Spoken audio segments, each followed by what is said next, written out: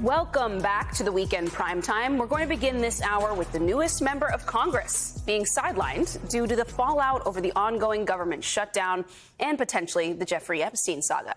This week, Arizona's Congresswoman-elect Adelita Grijalva traveled to Washington, D.C., expecting to be sworn into office after winning a special election for her late father's seat in southern Arizona. Well, a swearing-in ceremony was not organized, and it's not clear when exactly it's going to take place. Speaker Mike Johnson claims it's because the House has not returned to a normal session due to the shutdown. But Democrats believe the real reason for the delay is that Grijalva plans to provide the final signature on a petition that would force a House vote to release the Epstein files.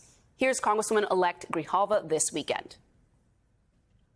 There's been a lot of conversation about why I haven't been sworn in when there are three other members, Democrat and Republican, that were elected in specials like I was, that were sworn in within 24 hours of their election. And here I am 10 days out, still waiting. A lot of talk about me being the 218th signer for the discharge petition for the Epstein files, which I will do as soon as I'm sworn in. The timing is very suspect. And the Congresswoman-elect of Arizona, she joins us now. Congresswoman-elect, it is good to see you. Thank you for joining the show. So do you have any clarity about when you're going to be sworn in? What have you heard from Speaker Johnson? Absolutely nothing from Speaker Johnson at all. And so it is very suspicious, the timing, the fact that, I had two other members of Congress sworn in during a pro forma day on April 2nd, no problem at all. Had another colleague, Walkinshaw, from Virginia, sworn in under 24 hours. He's a Democrat. The other previous two are Republicans. And so the majority doesn't change because I get sworn in. The only thing that I can point to that is different, that one, I'm a woman of color, Chicana, but also that I'm going to be signing the discharge petition for the Epstein files. And why do you think Mike Johnson is so bothered by the fact that you will be the 218th person to sign the discharge papers? I really am not a conspiracy theorist type of person in general. I try to come up with what is the most plausible reason why this would be happening? And respectfully, I can come up with nothing else. Nothing else, because the majority doesn't change because I'm sworn in. I had an opportunity to speak to Speaker Emerita Pelosi, who said it's very standard for there to be swearing-ins throughout the year, especially during these really critical times. And this has nothing to do with the shutdown, because I was in D.C. on a pro forma day before the shutdown, and I could have easily been sworn in. Congresswoman-elect, is there any leverage that Democrats could use to pressure Johnson to do this? I mean, what kind of a ruckus could they start, so to speak? It just, this reminds me a bit of, Merrick Garland-esque. Yeah. What are the levers that they can use, even though they aren't in power right now? I know we're exploring every option there is. Is there an option for a federal judge to swear me in once my race is completely certified by the state of Arizona? And that's supposed to happen on October 14th. If I am not sworn in by then, I can't imagine the kind of outrage we will be hearing from people. I just had an opportunity to go to an event right now. There were 300 people there. At least 100 asked me with some colorful language when I'm going to get sworn in.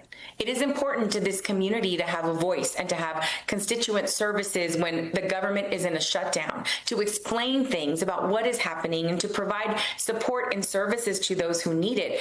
And I can do none of those things, cannot hire staff, my name is on my door, my office door in DC, and I have no keys to get in. I can't get in the building right now because we're in a shutdown. Speaker Mike Johnson spoke with NBC's Kristen Welker. I want to play some of that conversation with you and then talk on the other side. Many Democrats have looked at your move. They say the House is not in session because you don't want to swear in this newly elected senator, the Democratic Congresswoman from Arizona, who would be a critical vote to releasing the Epstein files. How do you respond? It's totally absurd. Charge? This has nothing to do with that. It's another red herring. The reason the government is closed is because Chuck Schumer and 43 of his Democrat colleagues in the Senate have decided now to vote multiple times to keep the government closed.